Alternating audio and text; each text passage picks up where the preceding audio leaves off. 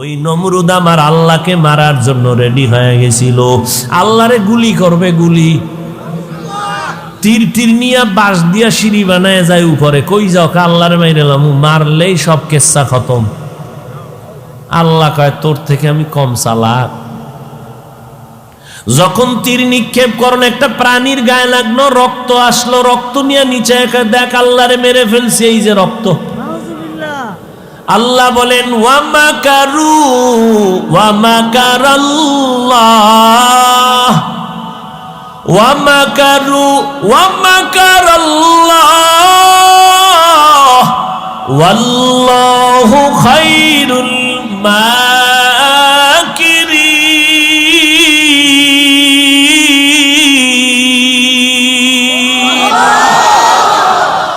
এই নমরুদ্দারে মারার জন্য আল্লাহ কি পরিমাণ ফেরেশতা পাঠাইলেন। একটা অসুস্থ মশা, সাথে জুতা। মশাটা ঢুকছে কোন দিক দিয়া? নাক দিয়া ঢুকে চান্দির গোড়ায়। বসে বসে ফাঁকে ফাঁকে একটা মিস কল দেয়, চান্দি গরম হয়ে যায়। এত ডাক্তার কবিরাজ এত হালুয়া খাইলো, নমরুদের মাথা কেউ ঠান্ডা করতে পারে না। হঠাৎ ধুইরা বইরা জোতার সাথে বাড়ি, ঠাস করে মাথা হিমেল হয়ে গেছে। নমরুদ দেখায় জুতার ভিতরে এত বরকত, মাথায় বান্ধা দে। কতক্ষণ? যতক্ষণ জুতা মাথায় লাগে মাথা ঠান্ডা, জুতা বন্ধ, আবার গরম। ওই মশায় বসে বসে একটু আঘাত করে। নমরুদ কয় আমি বুঝি না জুতার মধ্যে এত বরকত, এই জুতার বাড়ি বন্ধ করা যাবে না। কে দিবে? কয় কর্মচারীরা। কো জুতার বাড়ি দিতে আলাদা বেতন। কর্মচারীরে ডাক দিয়া কয় কর্মচারী যত জোরে বাড়ি মারবি বেতন বাড়ায় দিব। কেমন সান কপাল, জুতা মারলেই মাথা ঠান্ডা। ভাইরা আমার, আল্লাহ পাক রব্বুল আলামিন দেখায় দিলেন এত বড় বীর বাহাদুর, জুতার বাড়ি খাইয়া ধ্বংস হয়ে গেল। আজও দুনিয়ার কোন বেঈমান সন্তানের নাম নমরুদ ফেরাউন রাখেনি।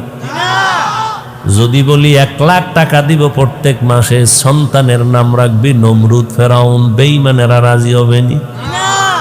নবীনগরের বাঙালির যদি কই সন্তানের নাম ফেরাউন রাখবিনি, লাভ 1 লাখ। একটু 3 দিন সময় দাও, একটু ভাইবা নেই। বাঙালি তো 3 দিন পরে বলে দিয়ায় দিবিনি। কহ দিমু, কসম খাইয়া কইছো। হ্যাঁ, টাকাটা টাইপ তো বাড়ায় দিস। ফেরাউন নাম রেখে দিব, পরে তওবা করে নিব। কারণ এই করোনার ভিতরে 1 লাখ টাকা তো কম না। এর নাম বাঙালি। কুয়াশার ভিতরে কিচ্ছু দেখা যায় না। ও রাস্তার এক সিপায় আগুন, কেউ অনেক আগুন জ্বলে কেন? পেছনে এক আহাম্মক দাঁড়ানো আছে। আগুনের পেছনে একটা কে দাঁড়ানো? আহাম্মক, ওর মুখের ভিতরে আগুন। ভাইরা আমার, এই ফেরাউন ফকিন্নির ফোলা মানুষের জমিনে শশা উঠাইয়া টুকরিতে ভরে মাথায় নিয়া মিশরে গিয়া বিক্রি করে 8 আনা পয়সা। কথার কথা, এইভাবে ফকিন্নি করতে করতে এক সময় টাকার মালিক হইয়া বিশাল ইতিহাস চেয়ারে বসছে। হামান রে বানাইছে ওজিরে আজম। চেয়ারে বয়া ফেরাউন বলে, হামান কি যাহাবনা? কয় ভিতরে তো গরম গরম ভাব। বলে কি চাও? বলে খোদা খোদা দাবি করতে মনে চায়, তাই করো। যেহেতু দাবি করবই, ছোটখাটো খোদা দাবি করে লাভ নাই। আনা রব্বুকুমুল আলা, আমি হলাম সব থেকে বড় খোদা। সেই ফেরাউন ধ্বংস হয়ে গেল। মশা মাছি কেউ পছন্দ করে না, আজও তার লাশ পড়ে আছে। কোথায়? কোটি টাকার মালিক দেখো, অভাব হয় না দূর। গরিব ঘুমায় আরাম করে, মনটা বাহাদুর। ফেরাউনের লাশটা দেখো মিশর জাদু ঘরে, খায় না মাটি পোকা মাছি, সবাই ঘৃণা করে। হৃদয়ে থাকিবে যার নম্রতা সাদা, রহমত আসিবে সেথা প্রভুর ওয়াদা। বড়র বাড়াই থাকলে দিলে রহমত আসবে না, নিজেকে নিজে ছোট মনে করিও সাদা। উঁচু জমিন থেকে পানি নিচু জমিনে যায়, তেমনি খোদার রহমত আসে নম্রতার হৃদয়। ভোগবিলাসের বাড়ি গাড়ি পরে রবে সব, থাকতে সময় স্মরণ করো আল্লাহ আমার রব। রব্বি আল্লাহ লা ইলাহা গায়রুহু ওয়া নবিহি মুহাম্মদ মুস্তাফাহু। এরে নবীর উম্মতের দল ও যুবক, ওয়াজে আইছো এখন ঘুমাইতে মন চায়? বাঙালির ঘুম আসেনি? পৃথিবীর নিকৃষ্টতম অ্যাটম বোম দুনিয়াতে আবিষ্কার হইয়া মানুষের পকেটে ঢুকার থেকেই ঘুম শেষ। দুনিয়ার বড় বড় গবেষকরা অ্যাটম বোম তৈরি করেছে। অ্যাটম বোম, মিসাইল, কামান। এক অ্যাটম বোম মেরে দিলে বাংলাদেশ দেখবা 3 মিনিটে নাই, ওটা আমেরিকা গেছি গা। কিন্তু এই অ্যাটম বোমে জমিন ধ্বংস হবে। তো তোমার আমার পকেটের মধ্যে যে অ্যাটম বোম বেঈমানের বাচ্চারা ঢুকায় দিছে, এটার দ্বারা শুধু দুনিয়া যাবে না, আখিরাত বরবাদ হয়ে যাবে। ওই অ্যাটম বোমের নাম কি? খুব খুশির খবর না? না যেভাবে হাসতেছো না, খুব মজার কথা বলছি, হাসির কথা। লজ্জা শরম না থাকলে আর কোনো বয়ানে ধরবে না। ১৫০০ বছর আগে নবী বলে গেছেন, লা ঈমান লিমান লা হায়া আলা, যার লজ্জা নাই তার ঈমান নাই। ওরা ল্যাংটা করলেও কয় এখনো অর্ধেক ইজ্জত বাকি আছে। এর যুবক, তোমার মতো যুবক জীবনে মাদ্রাসায় পড়ে নাই, আলিফ বা তাও শিখে নাই। একটু নজর দিয়া তাকাইয়া দেখো, স্কুলে পড়ে, কলেজে পড়ে, 5 বেলার নামাজ পড়ে, 1 বেলার নামাজও বাদ দেয় না। তোমরা জিহ্বা নাড়াইয়া একটু সাক্ষী দাও, আমি সত্য বললাম নাকি মিথ্যা বলেছি। তোমার ক্লাসের যুবক যুবতী যদি নামাজ পড়ে, বলো বাবা তুমি কেন পারবা না? অথচ তুমি আল্লাহ মানো, নবী মানো, কোরআন মানো, জাহান্নাম জান্নাত মানো, সব তোমাকে এত বয়ান করে বুঝাইতে হবে কেন? আরে আমাদের কথা মিথ্যা কেন মনে করেছো? তোমার চোখের সামনে আজ আমরা নবীর আদর্শ মানতে গিয়ে কই আমাদের সম্মান তো মোটেও কমলো না, আমাদের ইজ্জত কমে নাই। অতএব তুমি কেন নবীর তরিকার মালা গলায় লাগাইতে পারো না? আল্লাহ বলে, বান্দা আয় তওবা কর। আমি আল্লাহ তওবার দরজা খুলে রাখলাম, তওবা কর, কান্নাওয়ালা তওবা। আমি জিন্দেগির গুনাহ একটা সেকেন্ডের মধ্যে তোমারে মাফ করে দিব। ও নবীর উম্মতের দল, আল্লাহর দরবারে কান্না করো, তওবা করো। আজকে তুমি আল্লাহর নবীর উম্মত হইয়া সেই নবীরে চিনতে পারলা না। অথচ সাহাবায়ে কেরামের ইতিহাস, 10 জন সাহাবা জান্নাতের টিকেট পেয়েছেন। এর মধ্যে আবু বকর, ওমর, ওসমান, আলী। জীবনটা ভর এদের ইলমের অভাব নাই, আমলের অভাব নাই, তাকওয়ার অভাব নাই। আবু বকরের মতো বান্দা কত দামি। মদিনার নবী বলেন, ও দুনিয়ার উম্মতেরা, আমার আবু বকরের দাম কত? আবু বকর সব মুমিনের নেক আমল যদি এক পাল্লায় দাও, আমার আবু বকরের নেকের পাল্লা ভারী হয়ে যাবে। ওই আবু বকরের জান্নাতের টিকিট রেডি। তারপর আবু বকর ইবাদত বাড়াইয়া রাতের বেলা নামাজে দাঁড়ায় দাঁড়ায় কান্না করে। নবী নামাজের পরে বলে, আবু বকর নামাজে কাঁদলেন কেন? আবু বকর বলে, আল্লাহর আদালতে হাজির হওয়ার ভয়, এই জন্য কান্না করেছি। বলে, ভয় কেন? আপনার না জান্নাতের টিকিট রেডি?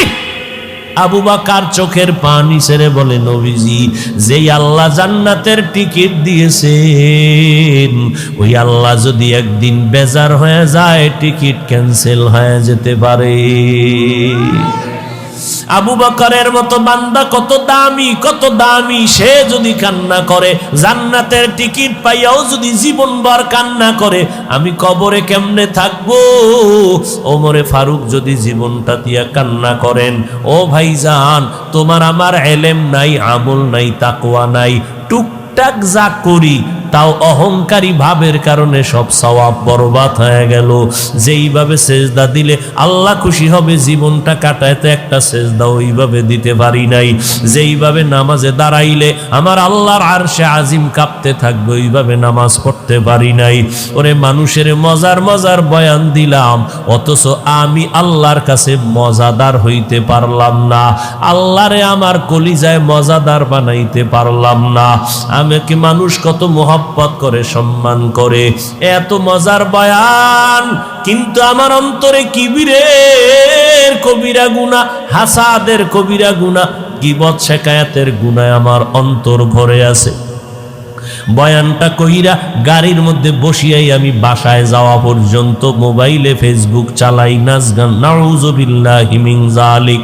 আমি গুনার কথা বলতেছি, গীবত শিকায়াত করতেছি, চোখ দিয়া ফেসবুক চালাইতে বাড়ি গেলাম।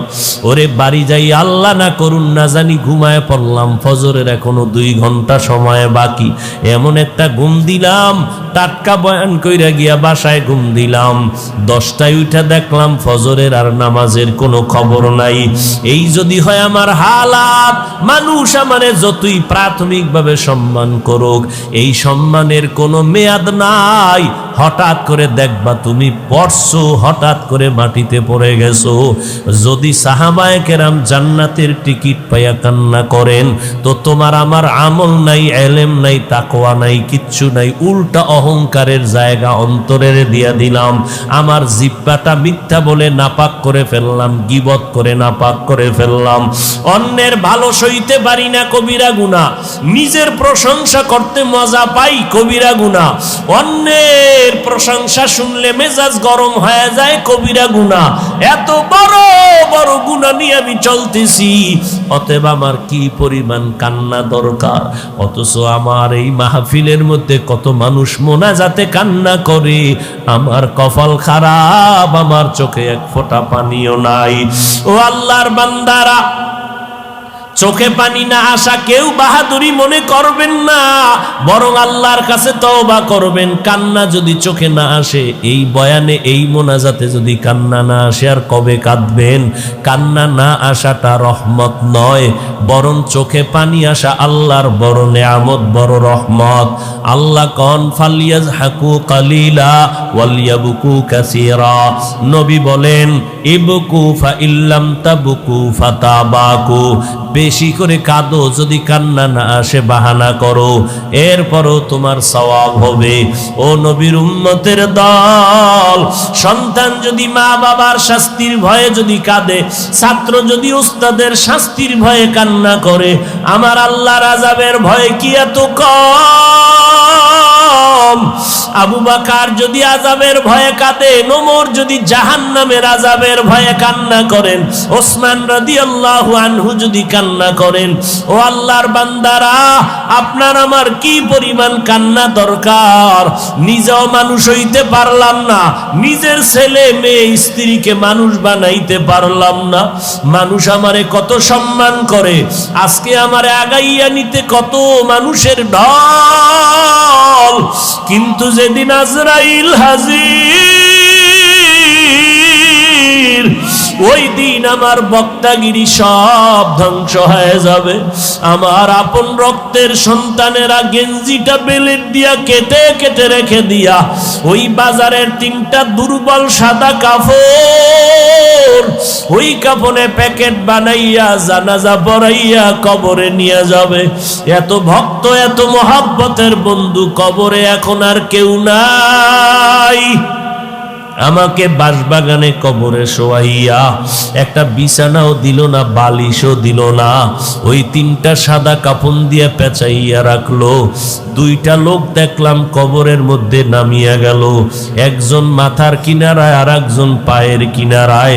মনে হয় জানো এই 2জন আমার সাথে কবরে থাকবে। বাঁশের চাল আর কলা পাতা দিয়া মিনহা খালাকনাকুমের আওয়াজ দিয়া মাটি দিতে দিতে হঠাৎ 2জন 2 মাথা দিয়া পায়ের কাফনের মুষ্টি, মাথার কাফনের মুষ্টিদার খুলিয়া 2জন লাফ দিয়া উপরে উঠা এবার আমারে আটকাইতেছে। এমন ভাবে আমার মাটি দেয় যেন নড়াচড়ার কোনো উপায় নাই। মাটি দিয়া দিয়া যখন সবাই বিদায়, আমার মায়ার নবী বলেন ওই কবরে এখন কেউ নাই, 2জন ফেরেশতা হাজির হয়ে যাবে, তোমাকে 3টা প্রশ্ন করবে। তুমি কয় টাকার মালিক জিজ্ঞাসার প্রয়োজন নাই, তুমি কোন দলের নেতা, কোন পরিমাণ এলেমওয়ালা শিক্ষিত জানার দরকার নাই, তুমি হিন্দু না বৌদ্ধ, মুসলমান, আলেম না মূর্খ, কোনো কথা নাই।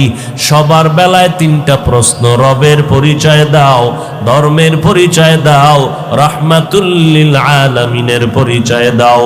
নবীজি বলেন যারা দুনিয়াতে রবের গোলামি করে কবরে যাবে তারা বলবে রব্বি আল্লাহ, আমার রব আর কেউ না, আমার রব আমার আল্লাহ। যারা দুনিয়াতে ইসলামটারে গলার মালা বানায় গেল তারা কবরে গিয়া জবাব দিবে দীনিয়াল ইসলাম, আমার ধর্ম একমাত্র ইসলাম, আর কোনো আমার ধর্ম নাই। দুনিয়াতে যারা নবীর সুন্নতের আমল করিয়া যাবে, আঙ্গুলের নখগুলো কেমনে রাখবা সেখানেও নবীর সুন্নত যারা মানবে, জুতা কেমনে পরিধান করবা সেখানেও নবীর সুন্নত যারা মেনে চলবা, ওরে বাবা চুলগুলো রাখার ভিতরে নবীর সুন্নত যারা, নবীর তরিকায় চুল রাখবা, এইভাবে সুন্নতের আমল করিয়া যারা কবরে যাবে, নবীকে দেখাইয়া বলবে এই বান্দা নবীরে চিনুনি বলো। যারা আমার নবীর সুন্নতের আশেক এরা দেখা মাত্র চিনে ফেলবে, বলবে ইনি তো আমার সেই নবী যেই নবীরে না দেখে দাড়ি রাখলাম, টুপি পরলাম, আলেমদের মোহাব্বতের বয়ানে নামাজ পড়লাম। কত মানুষ টুপিওয়ালা বলে গালি দিল, পাগড়িওয়ালা বলে গালি দিল, তারপরে নবীর সুন্নত ছাড়ি নাই। নবী বলেন সাথে সাথে আল্লাহ গাইবি আওয়াজ দিবেন, ও কবরের ফেরেশতা আর আমার বান্দাটারে ডিস্টার্ব করবা না, জান্নাতের বিছানাটা বিছাইয়া দাও, 3.5 হাত কবরটারে বড় বালাখানা বানাও, কবরের ভেতরে জান্নাতের সাথে রাস্তা খুলে দাও, আমার বান্দা আরামে ঘুমাবে, দুনিয়াতে আরামে ঘুমাইতে পারে নাই। সবাই যখন ঘুমাইয়া যাইতো আমার এই আশেকটা যায় নামাজ বিছাইয়া কান্না শুরু করত, সিজদায় পড়ে ডাকতো আর বলতো ইয়া রব্বি হাবলি, আমাকে ডাকতো আর চোখের পানি ছেড়ে কান্না করত। ঘুমাইতে পারে না, খেতে পারে না, এখন আরামে ঘুমাবার ব্যবস্থা করে দাও, কিয়ামতের আগের দিন পর্যন্ত আমার বান্দা আরামে ঘুমাবে। নবী আফসোস করে বলে দুনিয়াতে যারা রবের গোলামি করে না, ইসলাম মানে না, সুন্নতের আমল না করিয়া তওবা না করে গুনাহ নিয়ে কবরে যাবে, তাদেরকেও যখন 3টা প্রশ্ন করা হবে, ওই নাফরমান বেনামাজি গুনাহগারেরা বলবে হা হা লা আদরি, আফসোস আমি কিছুই জানি না, কিছুই জানি না। নবী বলেন সাথে সাথে আল্লাহ গাইবি আওয়াজ দিয়া বলবেন, ও কবরের ফেরেশতা নাফরমানের ধর,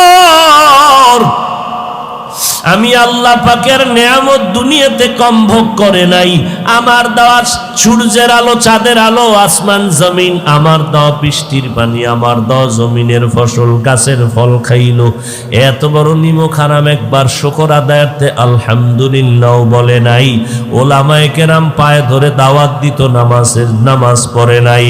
এখন আর দেরি না করে কবরের জাহান্নামের বিছানাটা দিয়া দাও, কবরটাকে জাহান্নামের আগুন দিয়া ভরিয়া দাও, একটা না দুইটা না 70 থেকে 99টা সাপ কবর ভরে যাবে। নবী বলেন আমার আল্লাহ সর্বশেষ কুদরতের আওয়াজ দিয়া বলবেন, ও কবরের মাটি, এই নাফরমানকে দুই পার্শ্ব থেকে জোরে জোরে চাপ দাও, এত জোরে চাপ দিবে পাঁজরের হাড় চুরমার হয়ে যাবে। ও আল্লাহর বান্দা, ও যুবকেরা, আল্লাহর আযাব সহ্য করার শক্তি নাই। দুনিয়াতে প্রচন্ড ঠান্ডা সহ্য করা যায় না, গরম সহ্য করা যায় না, একটা বেতের বাড়ি মশার কামড় সহ্য করা যায় না। গুনাহ নিয়ে যদি কবরে যাও, ওই সাপের কামড়, মাটির চাপ কেমনে সহ্য করবা? কপাল ভালো থাকলে দুই ফোঁটা চোখের পানি ছেড়ে আমার মাওলাকে ডাকো আর তওবা করো, আর বলো, দয়ার মালিক, এই ময়দানে আমার মতো গুনাহগার কেউ নাই। গুনার কারণে আমার হাত না পাক, আমার চোখ না পাক, আমার জিহ্বা না পাক, অন্তর না পাক। আয় আল্লাহ, গুনাহ নিয়ে কবরে যেতে চাই না, নেক আমল অবস্থায় যেতে চাই। জাহান্নামের আগুন সহ্য করার শক্তি হবে না রে আল্লাহ। দুফোঁটা চোখের পানি ছেড়ে তওবা করো, আমার আল্লাহ সাথে সাথে জীবনের গুনাহ মাফ করে দিবেন। ও যুবকেরা, স্কুলে পড়ো, কলেজে পড়ো, চাকরি করো, ব্যবসা করো, বাধা নাই। মা বাবার দোয়া নিয়া, আলেমদের পরামর্শ নিয়া পাঁচ বেলার নামাজ পড়ো, নবীর সুন্নাত মানো, মুরব্বীদের দোয়া নিয়া চলো। অহংকারী ভাব দেখাইয়া কারো সাথে খারাপ ব্যবহার করে কষ্ট দিও না। ও আল্লাহর বান্দারা, তওবা করে নাও, জীবনে আর নামাজ ছাড়বা না, বেপরদায় চলবা না, দাড়ি কাটবা না, মা বাবারে কষ্ট দিবা না, ওলামায়ে কেরামের বিরোধিতা করবা না। আল্লাহর কাছে অন্তর দিয়া যদি তওবা করতে পারো, আমার আল্লাহ জীবনের গুনাহ মাফ করে দিবেন। ও আল্লাহ তাকায় দেখতেছেন কার অন্তরের কি হালাত। যাদের অন্তরে তওবার খাঁটি নিয়ত আছে, মরিয়া গেলে যাব আর আল্লাহর আর নবীর বিরুদ্ধাচরণ করব না, ওলামায়ে কেরামের বিরোধিতা করে গুনাহগার হব না, মা বাবার দোয়া নিয়ে সামনে আগাবো। তওবা করার যদি নিয়ত থাকে রে বাবা, আল্লাহর দরবারে বলো, অন্তর নরম করে তওবা করো। কান্না যদি না আসে, আল্লাহকে বলো, আল্লাহ কান্নাওয়ালা চক্ষু দান করেন, জিকিরওয়ালা জিহ্বা দান করেন, আখিরাতের ফিকিরওয়ালা কলব দান করেন। আয় আল্লাহ, আমাদের সবাইকে খাঁটি তওবা নসিব করে দেন। তওবার উপরে মজবুত হইয়া মরণ পর্যন্ত আমাদের চলার তৌফিক দান করেন। শরিয়াতরা মুকদ্দম দারে আকনু, মারিফত আজ শরিয়ত নিসিতে বেরু। আল্লাহ তাআলা বলেন, আমার সাথে বান্দার সম্পর্কের নাম ইবাদত। যারা ইবাদত করবে তাদের নাম বান্দা, যার ইবাদত করবে তিনি হবেন মাবুদ। আমরা আল্লাহর ইবাদত করি, আমরা গোলাম। যার ইবাদত করি তিনি আমাদের মাবুদ। যার ইবাদত করি তিনি মাবুদ, আমরা হলাম আব্দ বা আবেদ, আমরা আল্লাহর বান্দা। আসল সম্পর্কের মোহাব্বতে আল্লাহ আসল পরিচয় আমাদের ডাক দিলেন। তুমি মাওলানা, তুমি মুফতি, তুমি মুহাদ্দিস না, এগুলোর আসল পরিচয় আমার সাথে তোমার নাই। আমার কাছে তোমার মুফতিগিরির ভ্যালু নাই, আমার কাছে তোমার বক্তাগিরির ভ্যালু নাই, আমার কাছে তোমার টাকা পয়সা কোটিপতির মূল্যায়ন নাই। আমি এই জন্য বলছি, আমার কাছে মুক্তি না হইয়া আসবা না, এ কথা বলি নাই। কোটিপতি হয়ে আসবা না হয় আসবা না বলি নাই। আমি বলেছি, ওয়ালা তামুতুন্না ইল্লা ওয়া আনতুম মুসলিমুন। মুসলমান না হইয়া আসবা না। মুসলমান মানে আত্মসমর্পণকারী। বিনয়ের সাথে আমার আল্লাহর কাছে যারা আত্মসমর্পণ করে তারা মুসলমান। আত্মসমর্পণ করার নাম ইসলাম, যে আত্মসমর্পণ করবে তার নাম মুসলমান। আল্লাহ বলেন, ওরে গোলাম, তোমার সাথে আমার সম্পর্কের নাম আসল হলো ইবাদত। যারা ইবাদত করবা তাদের নাম বান্দা, যার ইবাদত করবা তার নাম মাবুদ। আমার সাথে তোমার মোহাব্বতের সূত্র ইবাদত, এটাই তোমার আমার আসল পরিচয়। এ কারণে আমি আল্লাহ বান্দা বলে সম্বোধন করলাম। বান্দা বলে সম্বোধন করলাম কারণ এটা চূড়ান্ত মোহাব্বতের আওয়াজ। সন্তান মাকে মা বলে ডাকবে, এটা চূড়ান্ত মোহাব্বতের আওয়াজ। সন্তান আব্বাজানকে আব্বা বলে ডাকবে, এটাই চূড়ান্ত মোহাব্বতের আওয়াজ। একজন হাফেজ সাহেবকে ছাত্ররা হাফেজ সাহেব হুজুর বলে, এলাকার মানুষ হাফেজ সাহেব বলে ডাকবে, এটা চূড়ান্ত মোহাব্বতের আওয়াজ। মাওলানা সাহেবকে মাওলানা বলে সম্বোধন করবে, মোহাব্বতের চূড়ান্ত আওয়াজ। মাকে মা বলে ডাকবা, এটাই চূড়ান্ত আওয়াজ। মাকে তুমি মা বলে ডাক দিলে মা যেই পরিমাণ মজা পাবে, অন্য শব্দ দিয়ে ডাকলে মা 1000 গুণ মজা পাবে না। শুধু একটা মা, এই শব্দটায় মায়ের কলিজা ঠান্ডা। মায়ের ডাকটা যদি বন্ধ করে দেয়, মায়ের অন্তরে বুক ভরা ব্যথা। সন্তান আমাকে মা বলে ডাকে না, খানা নাই, ঘুম নাই, চোখের পানি পড়ে, কারণ সন্তানের মা ডাকে এত মজা। ওই মজার ডাকটা শোনার জন্য মা তার জীবনের সব সন্তানের পেছনে বিলাইয়া দেয়। বিনিময়ে কোনো টাকা চায় না, বাড়ি চায় না, চায় সন্তান মোহব্বত করে আমাকে মা বলে ডাকবে। ঠিক আমার আল্লাহ আসমান জমিন বানাইয়া সব আমাদের গোলাম বানায় দিলেন। আল্লাহ দুনিয়াকে বানাইলেন আমাদের গোলাম, আর আমাদের বানাইলেন দুনিয়া, আমাদের বানাইলেন আমার আল্লাহ তার গোলাম। তুমি মাকে মা বলে ডাকবা, এজন্য মা পাগল, তাকায় থাকে কখন মা বলে ডাক দিবি। টাকা লাগবে না, বাড়ি লাগবে না, গাড়ি লাগবে না, তোর জবানের ডাকটা শুনতে চাই। আমার আল্লাহ কয়, গোলাম আমি আল্লাহ তোমার জবানে আমার নামের আওয়াজটা শুনতে চাই। জবান খুলে যদি একবার আল্লাহ বলে ডাক দেও, আমি আল্লাহর কুদরতি অন্তরে মায়ার জোশ এসে যায়। আমি ওই ডাকের বিনিময়ে তোর জীবনের সব গুনাহগুলো মাফ করে দেই। ইয়া ইলাহি मुझसे मुझको दूर कर, ताके देखो मुझ में तुझको एक नजर। या इलाही तू मेरा माबूद है, या इलाही तू मेरा माशूक है। আল্লাহ তাআলা বলেন, আমি বান্দা বলে ডাকলাম কারণ আমার মোহাব্বতের চূড়ান্ত আওয়াজ গোলাম। তোমার মোহাব্বতের চূড়ান্ত আওয়াজ আমি তোমার আল্লাহ, আমি তোমার মাবুদ। এই জন্য আমি বান্দা বলে ডাকলাম। দ্বিতীয় কথা, বান্দা বলার মধ্যে আর একটা কারণ হলো, আমি জান্নাত দিতে চাই আমার সব, শুধু মুমিন না। ও ইহুদিরা আয়, আমি জান্নাত দিব, তোরা আমার বান্দা, আসো। দুনিয়ার সব মানুষ আমার বান্দা। হিন্দু ধর্মের লোকেরাও আল্লাহর বান্দা, বৌদ্ধ ধর্মের মানুষ আল্লাহর বান্দা। কিন্তু আল্লাহ আর একটা ধাক্কা দিয়া বলেন আমার বান্দা।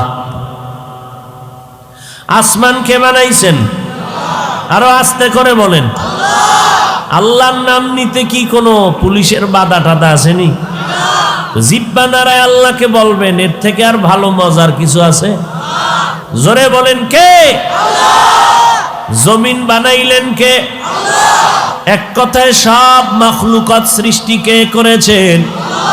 কিন্তু আশ্চর্য বিষয়, আল্লাহ একবারও বলেন না আমার আসমান, আমার জমিন, আমার পাহাড়, আমার চন্দ্র, আমার সূর্য। আমাকেও বানাইছেন আল্লাহ, জমিন বানাইলেন আল্লাহ, কিন্তু জমিনটাকে বলে না আমার। আল্লাহ আমাকে বলেছেন তুই আমার বান্দা। জমিনের বলে না আমার জমিন, পাহাড়কে বলে না আমার পাহাড়। বান্দারে কেন বললেন আমার বান্দা? আমি উদাহরণটা এমন ভাবে দেই ভাই, আমার সন্তানের গায়ে জামা কাপড় একজনে হাতে নিয়ে কয় হাফিজ ভাই জামাটা কে বানাইস কার? আমি বললাম এ জামা আমার না। বলেতে জামা কে বানাইছে? আপনার ছেলের গায়ের। বলে আমি বানাইছি। টাকা কে দিয়েছে? আমি দিয়েছি। টেইলার সে মিস্ত্রি মজুরি কে দিয়েছে? আমি দিয়েছি। আমি টাকা দিলাম, আমি বানাইলাম, সব আমি। এরপরে যখন বলে জামা কার? আমার না। টুপি কার? আমার না। জুতা কার? আমার না। ছেলে কার? আমার। ছেলে কার? আমার। ছেলে আমার, জামা বানাইছি আমি, ওটারে আমার বলি না কেন? টাকা আমি দিছি, বানাইছি আমি, কিনলাম আমি, মজুরি দিলাম আমি, তবে আমার জন্য বানাই নাই। জামা আমি বানাইছি কিন্তু আমার জন্য বানাই নাই, ছেলের জন্য বানাইছি। এই জন্য বললাম জামা আমার না, ছেলে আমার। আসমান আমি বানাইছি ঠিক, তবে আমার জন্য বানাই নাই, বানাইছি আমার বান্দার জন্য। এজন্য আমি আমার আসমান বলি নাই। বলে বান্দা কার? বান্দা আমার। কারণ আসমান বানাইছি বান্দার জন্য, জমিন বানাইলাম বান্দার গোলামি করার জন্য, আর আমি বান্দা বানাইলাম আমি আল্লাহর গোলামির জন্য। অতএব আমি আল্লাহ তোমাদের বান্দা। আমার বান্দা বলার আর এক কারণ হলো, জমিনের মধ্যে সব আমার বান্দা। বান্দা বললেই তো কার? বান্দা আমার বলে আবার ইশারা করলেন কিছু কিছু বান্দারা, এরা আল্লাহর বান্দা স্বীকৃতি দিতে অনাস্থা, চিন্তা করে আল্লাহর বান্দা স্বীকার করতে একটু প্রস্তুত না। চিন্তা করে আমার ক্ষমতার পাওয়ারের তো কোনো সীমানা নাই, আমার টাকার অভাব নাই, আমার ক্ষমতার অভাব নাই। এই জন্য আল্লাহর বান্দা অনেকে স্বীকার করতে একটু চিন্তা করে। এই রকম বিদিন বেঈমান এই জমিনে আছে না? না। অহিন্দু ধর্মের মানুষেরা, ওরা 33 কোটি দেবদেবীর পূজা করে, কল্যাণ অকল্যাণের মালিক মনে করে। শীতলা দেবী আছে একজনার নাম শীতলা দেবী, এর কাছে গিয়া যদি মহব্বতে কামতে পারে জীবনে কলেরায় ধরবে না।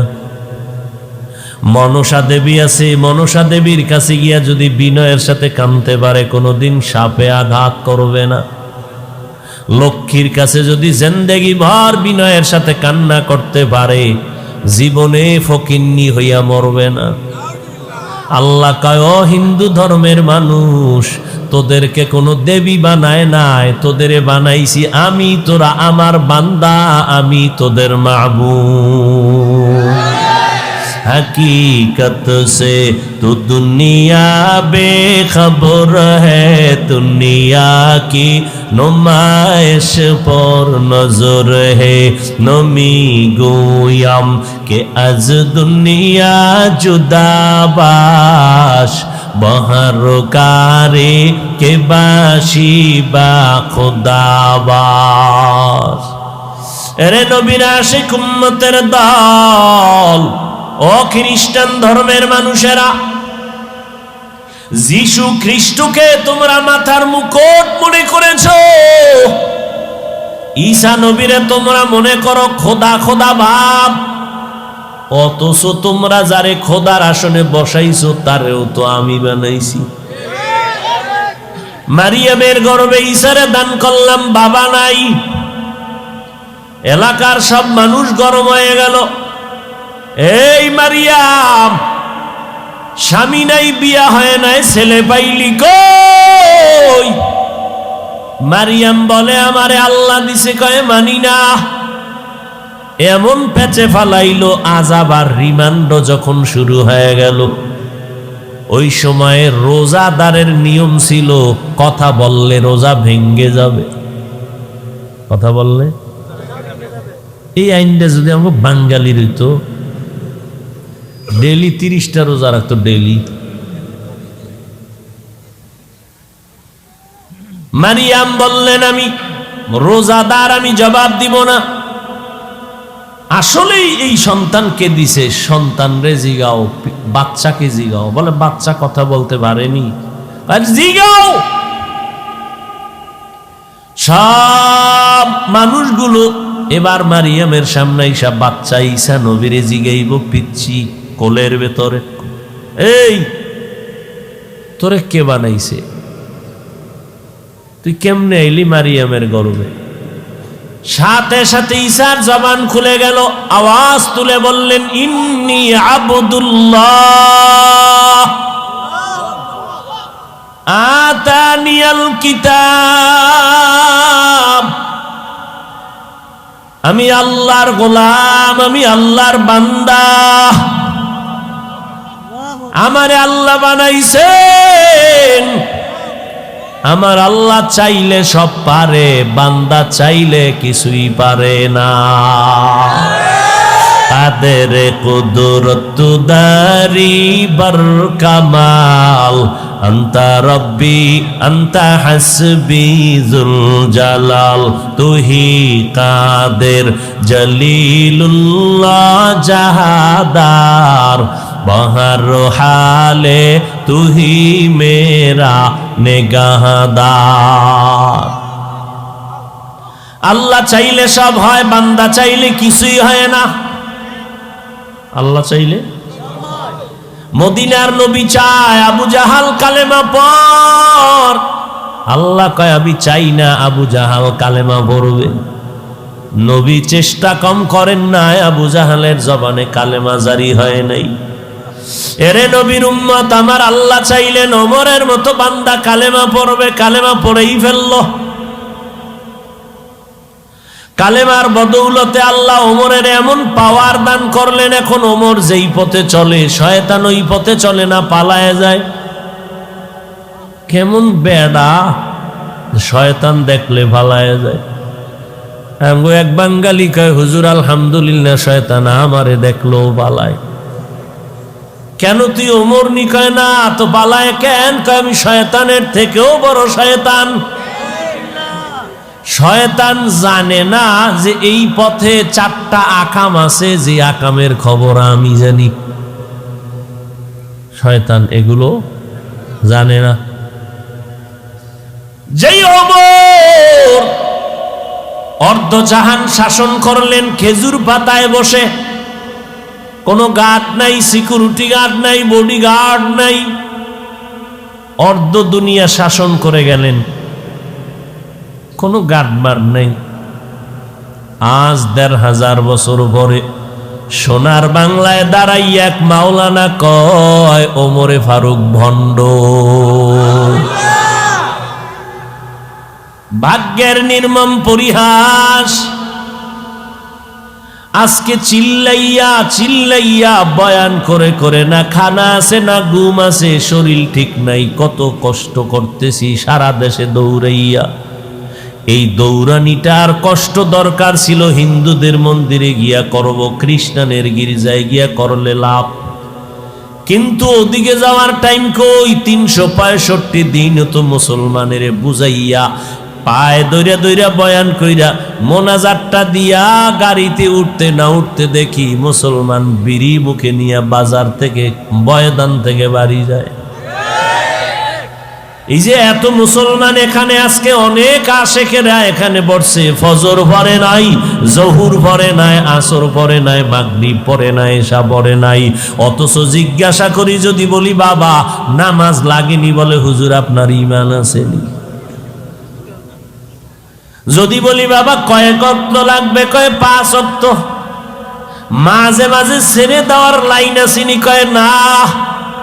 সবই ফতুয়া দিলারে বাবা, একবারও নামাজের আজান শুনে মসজিদে যাও না।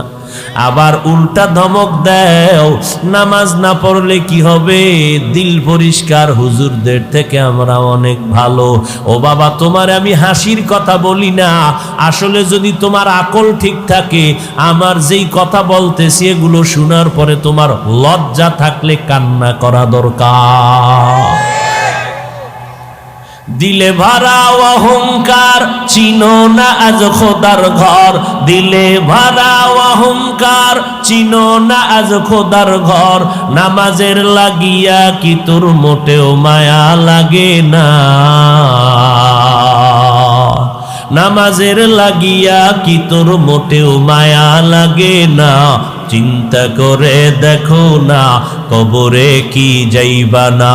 যেই কবরে আল্লাহ সারা বন্ধু কেহ থাকবে না।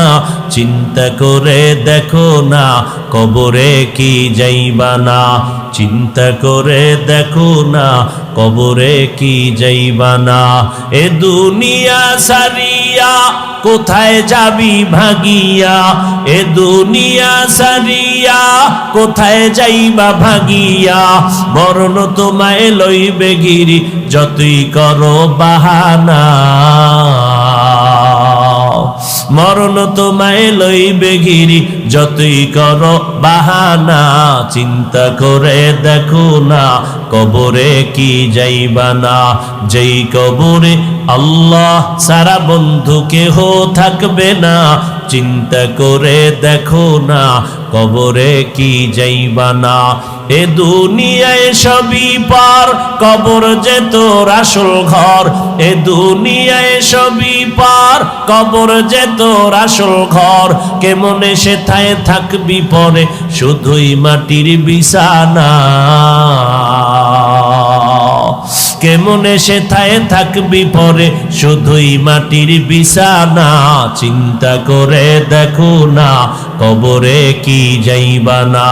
যেই কবরে আল্লাহ সারা বন্ধু কেহ থাকবে না। চিন্তা করে দেখো না, কবরে কি যাইবা না? অবশেষের ঠিকানা শুধুই মাটির বিছানা।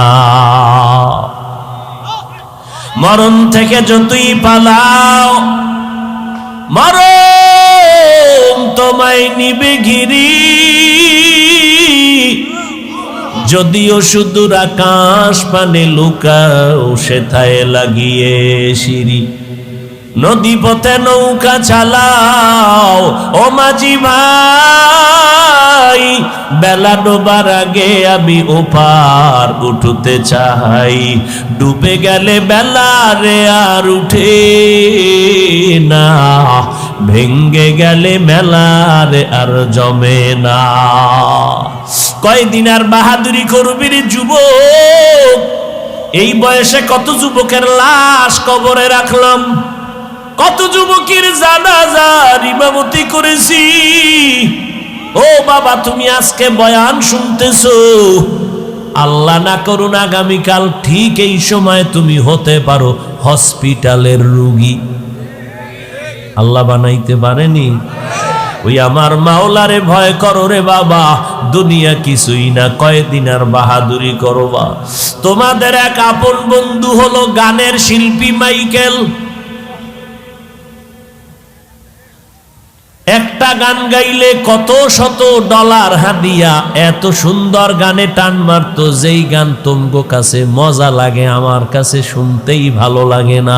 টাকার পাহাড় বানাইয়া ইউটিউবে এখনো সার্চ দিলে মাইকেলের চেহারা দেখবা, গান শুনবা। কিন্তু এই বান্দার টাকার পাহাড় যখন হয়ে গেল, ফাইনাল নিয়ত করে ফেললো, আমি মাইকেল 150 বছরের আগে মরণের বিছনায় যাব না। এই বিষয়ে যত প্রস্তুতি নেওয়ার প্রয়োজন নিয়ে নিল, আল্লাহর সাথে পাল্লা। মাইকেল এবার নিয়ত করলো, আমি 150 বছরের আগে মরব না। চেহারাটাকে কমপ্লিট বাধাই করে নিল, খালি হাতে কারো সাথে সাক্ষাৎ দেয় না, জীবাণু আসতে পারে। প্রায় 20 জনের মতো ডাক্তার তারে অল টাইম পাহারা দেয়, শতবার খানা চেক করে দেয়। মাইকেল এত সেফ চলে, আল্লাহর কুদরত। একটু আগে বলছি বান্দা চাইলে কিছু হবে না, আমার আল্লাহ চাইলে সবই সম্ভব। আমার আল্লাহ চাইলে হয়, বান্দা চাইলে হয় না। নমরুদা চাইলো ইব্রাহিম নামের কোন বান্দা জমিনে আসতে দেওয়া হবে না। আল্লাহ চাইলেন তোর নাকের ডগায় পাঠাও, ইব্রাহিম রে দিয়ে তোর চেয়ারের গুড়া করে সব আগুন দিয়ে জ্বালায় দিব।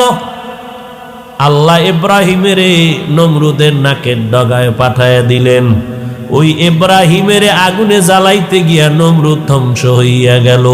ইব্রাহিম নবীর একটা পশম জ্বালাইতে ওরা পারে নাই। হেফাজতের মালিককে ওই আল্লাহ আসেনি?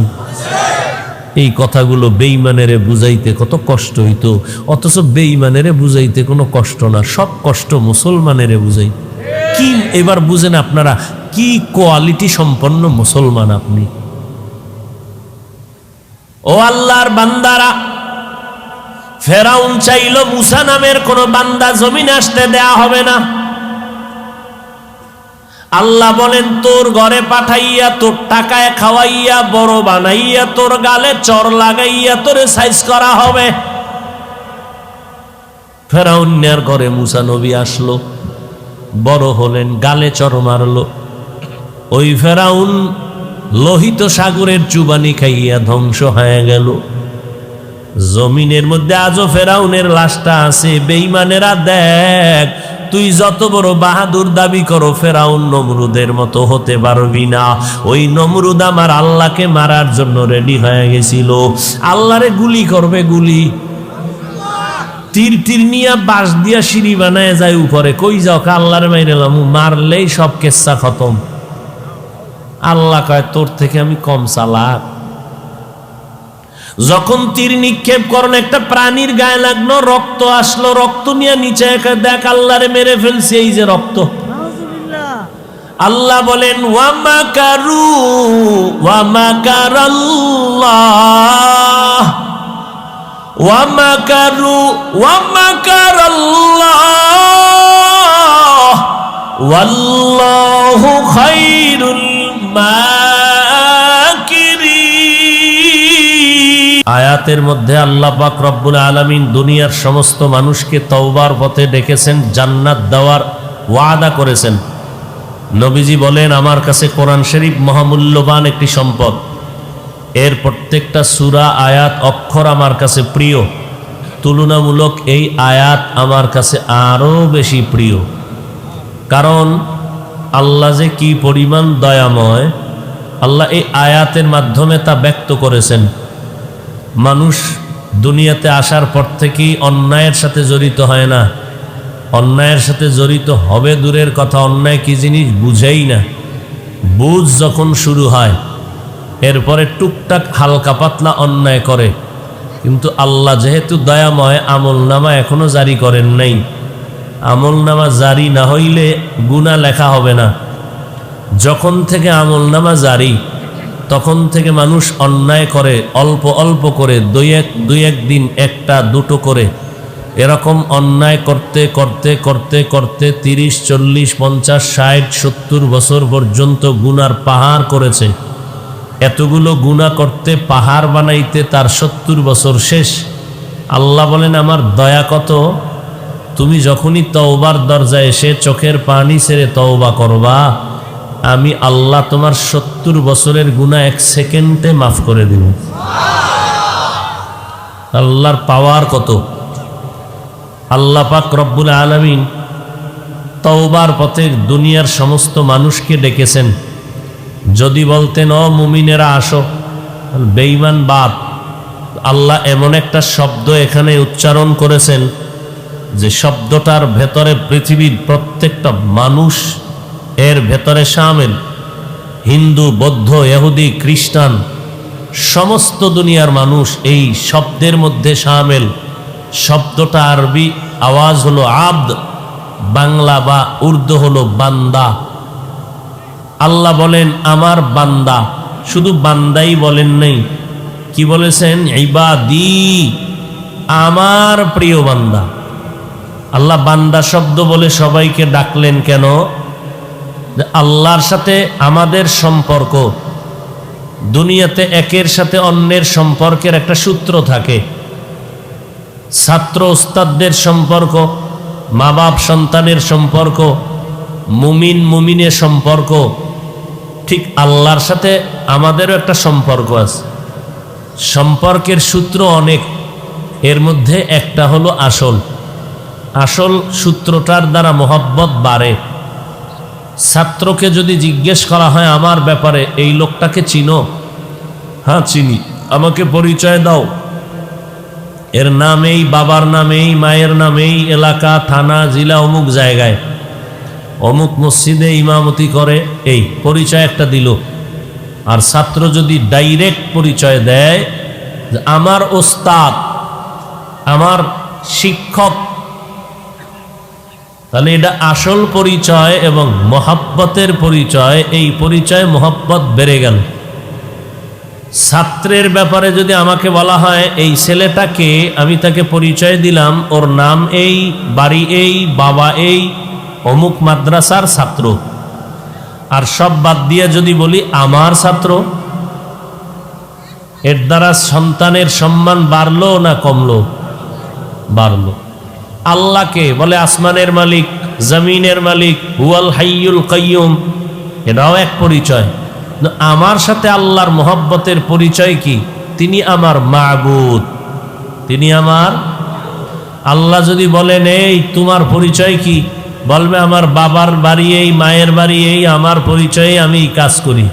আল্লাহ যদি ফেরেশতাকে বলে এত পরিচয় দরকার নাই, আমার বান্দা, আমার আর কোনো কিছুর দরকার আছে? এমপি সাহেব পার্লামেন্টে ঢুকবেন, মন্ত্রী ঢুকবেন, পাস কার্ড আছে, চিনে ফেলছে। অপরিচিত একজন লোক ঢুকতেছে, প্রহরী বা গার্ড বলে এই তুমি ঢুকো কেন? পরিচয়। এমপি যদি বলে এটা আমার বন্ধু, কোনো পরিচয়ের দরকার আছে? আল্লাহ পাক এজন্য আল্লাহর সাথে আমাদের পরিচয়ের মূল সূত্র, মোহাব্বতের মূল সূত্রের নাম ইবাদত। আল্লাহর সাথে বান্দার সম্পর্কের নাম ইবাদত। কারণ আল্লাহ আমাদেরকে সৃষ্টি করেছেন ওই ইবাদতের জন্য। ওয়ামা খালাকতুল জিন্না ওয়াল ইনসা ইল্লা লিয়াবুদুন। আল্লাহ বলেন আমি মানুষ জিন সৃষ্টি করেছি একমাত্র আমার ইবাদতের জন্য। কিসের জন্য? ইবাদত। ইবাদতের মাধ্যমে আল্লাহর সাথে পরিচয় হবে। এজন্য অধিকাংশ মুফাসসিরিনে কেরাম এখানে আরেক ধরনের তরজমা করেছেন, ওয়ামা খালাকতুল জিন্না ওয়াল ইনসা ইল্লা লিয়াবুদুন, আয় ওয়ামা খালাকতুল জিন্না ওয়াল ইনসা ইল্লা লিয়ারিফুন। আরাফা ইয়ারিফু থেকে মারেফত, মারেফত মানে পরিচয় লাভ করা। আল্লাহ কয় আমি মানুষ দুনিয়াতে পাঠানোর একমাত্র কারণ আমার মারেফত অর্জন করার জন্য।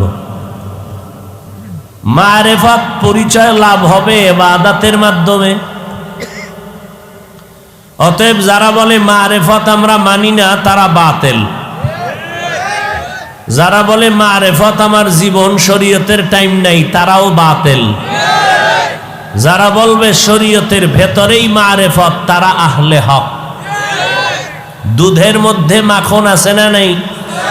দেখা যায়, দেখা যায় আছে। যে কথাটা কত পার্সেন্ট সত্য? আপনি গাভীর 5 কেজি দুধ নিয়ে বললেন এই দুধের মধ্যে মাখন আছে, একজনে এটাকে সত্যায়িত করার জন্য হাত ঢুকায় দিল, 1.5 ঘন্টা খুঁজলো মাখন কই, ঘাম ছুটায় এক চিমটি মাখনও পেল না। বলো তুই একটা মিথ্যাবাদী, ধোঁকাবাজ। ওর কথা আপনি ধোঁকাবাজ?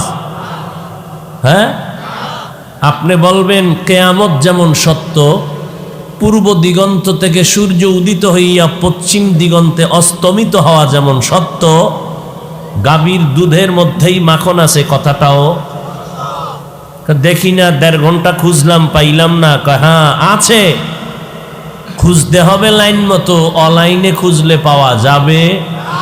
শরীয়তের মধ্যেই মারেফত, দেখা যায় না, ধরা যায় না, খুঁজতে থাকো, লাইন মতো খুঁজো, পেয়ে যাবে। লাইন ছাড়া না, লাইন মতো। লাইন কি? বিনা উজুতে খুঁজো, গাঞ্জা খায় খুঁজো, বেপর্দায় খুঁজো। শরিয়াতরা মুকদ্দম দারে আকনু মারিফত আজ শরিয়ত নিসত বেরু শরিয়ত হো तरीक़त हो तमामी हकीकत में मुहम्मद के गुलामी। একদল বলে আমরা মারিফত মানি না, তারা বাতিল। আর একদল এই জমিনে আছে, এরা বলে মারিফত আমাদের আসল। শরীয়ত আমরা মানি না, তারাও। এরকম বহু মারিফতের সম্রাট আছে যারা শরীয়ত মানে না, মারিফতের সম্রাট হয়ে লাল কাপড় পেঁচায় বসে থাকেন। আছে না নাই? এরা আঙ্গুলের নখগুলো সাধনা করে অনেক বড় বানায়। 10 আঙ্গুলে আংটি 20টা। ঠিকমতো গোসল নাই, খাওন নাই, নিরামিষ খায়, সাধনা করে। এরা সাধক, মারিফতের সম্রাট। এদের চুল যেমন লম্বা, মোচ আরো লম্বা। মোচ এত বড় যে এটাকে ঘুরাইয়া কানের উপর দিয়ে নিয়ে ফেলে দেয়। কারণ মারিফতের সম্রাটদের একটা আলাদা গেট আপ থাকতে হবে না, আলাদা এর পরিচয়। পেছন থেকে তাকাইলে নারী না পুরুষ চিনার কোনো উপায় নেই। কথা বুঝেননি?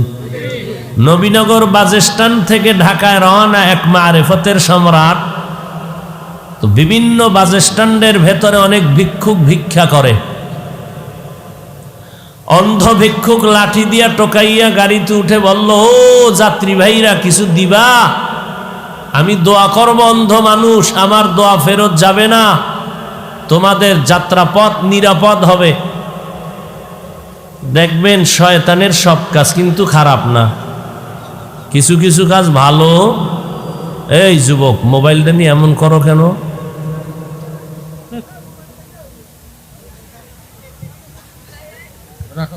ভাইরা আমার, এবার মারিফতের সম্রাট কিছু টাকা দিল। কাকে? এই মোনাজাতটা দিয়ে দিলে কপালটা পুড়ে যাবে কিন্তু। বাকি শুধু হাত দুইটা শুধু উঁচা করব, এই, আর নিচে নামবে না আগামী বছরের আগে। আল্লাহ সব ভাইকে হেদায়াত দান করুন।